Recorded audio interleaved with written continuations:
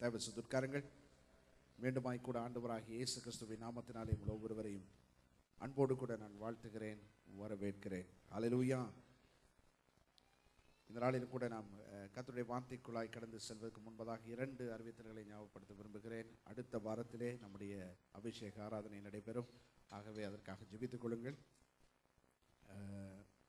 ஆகவே ஆயத்தத்தோடு வாருங்கள். அடுத்த வாரத்திலே அனைவருக்கும் நாங்கள் எண்ணெய் வைத்து நாங்கள் ஜெபித்து ஆசீர்வதித்து ஆசீர்வதித்து நாங்கள் ஜெபம் செய்வோம். ஆகவே அதற்கு ஆயத்தமாய் வாருங்கள். அது மட்டுமல்ல, வெள்ளிக்கிழமை தினத்திலே எங்களுடைய ஊழியர் கூட்டம் உண்டு. அது ஊழியர் கூட்டம் பாப்டிஸ்ட் தேவாலயத்தில் இதே மண்டபத்திலே மாலையிலே 7 மணிக்கு நடைபெறும். ஆகவே நீங்கள் மறந்துட வேண்டாம். அனைவருக்கும் அதை குறித்து சொல்லுங்கள். இந்த இடத்துல நடைபெறும், அழைத்து கொண்டு வாருங்கள். இரவிலே நாங்கள்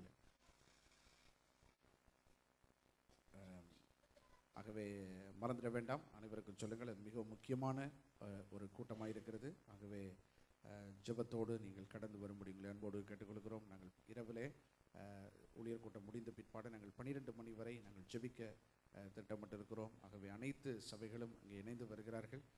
ஆகவே நீங்களும் ஆயத்தமாய் வரும்படி உங்களை அன்போடு கேட்டுக்கொள்கிறோம். ஆராதனை முடிவிலே ஜீவிய குழு தலைவர்கள் சற்று நின்று போகும்படி உங்களை அன்போடு கேட்டுக்கொள்கிறோம். உங்களோடு பேசும்படி நாங்கள் பிரியப்படுகிறோம். வருகிற 13ஆம் தேதி நினைக்கிறேன், புதன்கிழமை என்று நினைக்கிறேன், அன்றைய தினத்திலே எங்களுடைய ஜீவிய குழுக்கள் மறுபடியும் ஆரம்பமாகிறது.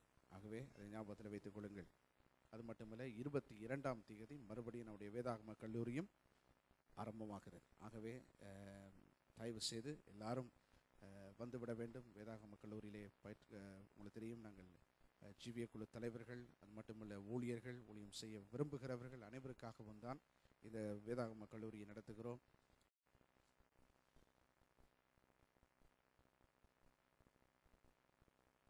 யாரோ எடுத்தவர்கள் சீக்கிரமாய் வாசியுங்கள்.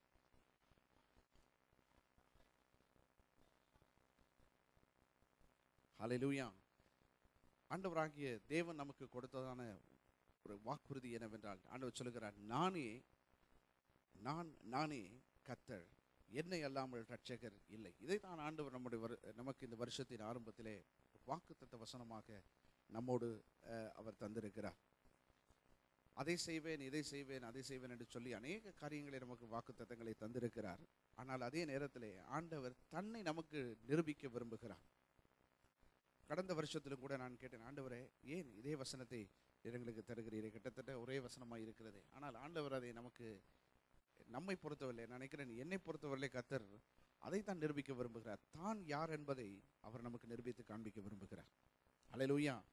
நாம் அவர் செய்வது நமக்கு அநேக காரியங்களை செய்ய விரும்புகிறார். அதற்கு முன்பதாக அவர் யார் என்பதை நாம் கண்டுகொள்ள வேண்டும், அறிந்து கொள்ள வேண்டும், அதை உணர்ந்து கொள்ள வேண்டும், அதை விசுவாசிக்க வேண்டும், அதற்காக எதிர்பார்க்க வேண்டும். அப்படி நம்முடைய தேவன் நம்மை ரட்சிக்கிறவராயிருக்கிறார். அவரை விட்டால் நமக்கு யாருமே இல்லை. இல்லையா? வசனத்தில் கூட வாசிக்கிறோம், தகப்பனும் தாயும் கைவிட்டாலும் என்ன செய்வாராம்? அவர் நம்மை சேர்த்து கொள்ளுவார் என்று வாசிக்கிறோம். இல்லையா? தாய் தன் பாலகனை மறப்பால், அப்படியே மறந்தாலும் நான் ஒன்று என்ன செய்வதில்லை, மறப்பதில்லை என்று ஆண்டவர் சொல்லியிருக்கிறார். அப்படியானால் நாம் ஆராதிக்கிற ஆண்டவர் ஒரு வித்தியாசமானவர். நம்மை மற்ற உலகத்தில் எத்தனையோ தெய்வங்களை குறித்து கேள்விப்படுகிறோம், எத்தனையோ மதங்களை குறித்து, மார்க்கங்களை குறித்து கேள்விப்படுகிறோம். அவர்கள் எல்லாரும் சொல்லாத ஒரு காரியத்தை நம்முடைய ஆண்டவராகிய தேவன் சொல்லியிருக்கிறார். இன்றைக்கு எத்தனையோ தெய்வங்கள், எத்தனையோ பேர் பூமியில் வந்தார்கள், மத தலைவர்களாக மாறினார்கள். எல்லாரும் சொன்னார்கள், நாங்கள் தெய்வத்தை தேடி போய் கொண்டிருக்கிறோம் என்று சொல்லி. ஆனால் நம்முடைய ஆண்டவராகிய இயேசுவோ வித்தியாசமாக அவர் சொல்லுகிறார், நானே வழி, நானே சத்தியம், நானே ஜீவன் என்று சொல்லுகிறார். அதே நேரத்தில் நீங்கள் யோவான் 10ஆம் அதிகாரம் 15ஆம் அதிகாரம் அப்படியே வசித்து கொண்டு போவீர்களே, ஆனால் பல இடங்களிலே ஆண்டவர் சொல்லுகிறார், நானே வாசல், நானே வழி என்று நானே நானே நானே என்று சொல்லி இதை குறித்து பெரிய ஒரு இறையியல் தர்க்கமே இருக்கிறது. பெரிய ஒரு செய்தி. இந்த ஒரு வசனத்தை நாங்கள் பிரசங்கிக்க வேண்டுமானால் ஏறத்தாழ ஒரு வருஷத்துக்கு மேலே பிரசங்கம் பண்ணலாம்னு நினைக்கிறேன். ஏனென்றால் அந்த நானே என்ற வார்த்தைக்கு அவ்வளவு ஆழமான சத்தியங்கள், அவ்வளவு ஆழமான கருத்துக்கள் நமக்கு அடங்கி இருக்கிறது. ஆகவே நம்முடைய ஆண்டவர் தன்னை நிரூபிக்க விரும்புகிறார். நம்முடைய நாம் ஆராதிக்கிற அதை நாம் விளங்கி கொண்டோம் என்றால் நம்முடைய ஆராதனை முறைமை மாறிவிடும், நம்முடைய விசுவாசம் மாறிவிடும், நாம் பேசுகிற பேச்சு மாறிவிடும், நம்முடைய செய்கிற செய்கைகள் மாறிவிடும். நாம் நம்முடைய ஆராதிக்கிற ஆண்டவர் எப்படிப்பட்டவர்? வேதத்தில் நாங்கள் வாசிக்கிறோம், நான் ஆராதிக்கிறவர் இன்னார் என்று நான் அறிவேன் என்று சொல்லி அங்கே யோபு கூட சொல்லுகிறதை பார்க்கிறோம். நான் ஆராதிக்கிறவர் இன்னார் என்று நான் அறிவேன்.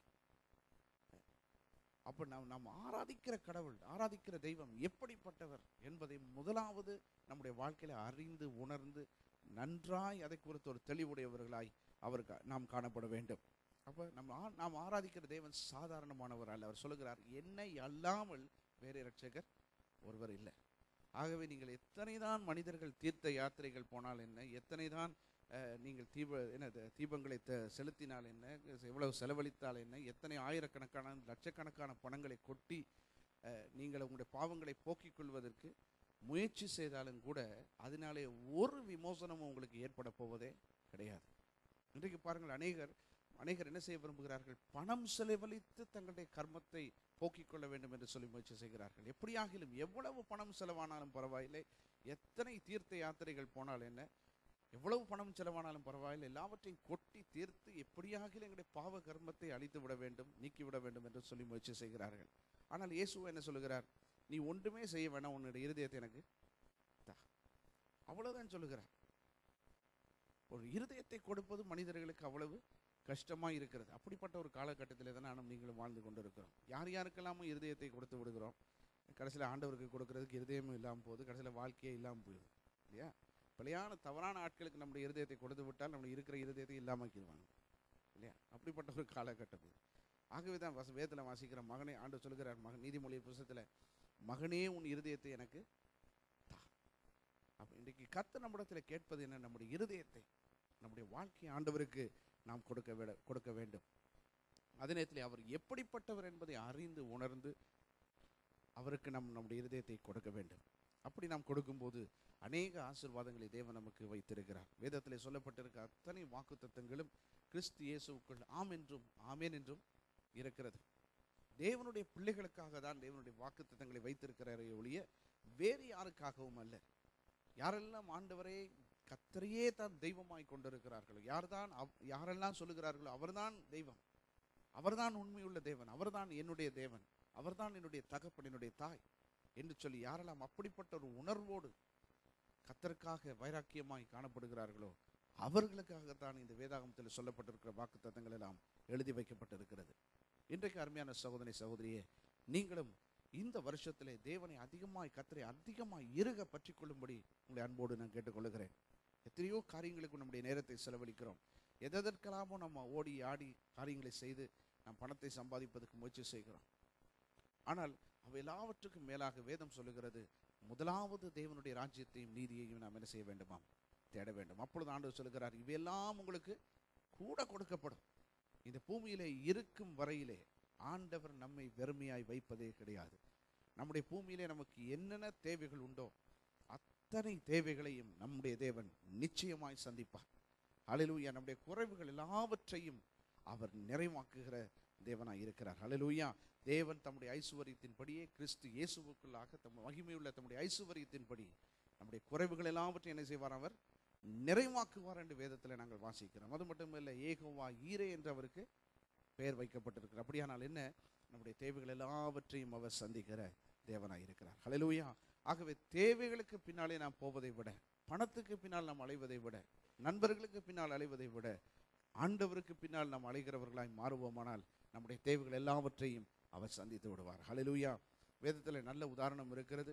அங்கே இயேசுவானவர் கடற்கரையிலே போய் சீமோன் பேதுருவுடைய படகிலே ஏறி வெறுமையாயிருந்த படகை அங்கே ஆண்டவர் நிரப்பி கொடுக்கிறார். நிரப்பி கொடுத்த பிற்பாடு அங்கே நிரப்பும் போது பார்க்கிறோம், அங்கே தோழர்கள் எல்லாம் கூப்பிடுகிறான். ஏனென்றால் அவ்வளவு வலை கிழியத்தக்கதாக ஆண்டவர் என்ன செய்கிறாரா? அற்புதத்தை கட்டளையிடுகிறார். பாருங்க, கர்த்தர் நமக்கு அற்புதங்களை செய்யும் போது வலை கிழியும் இல்லையா?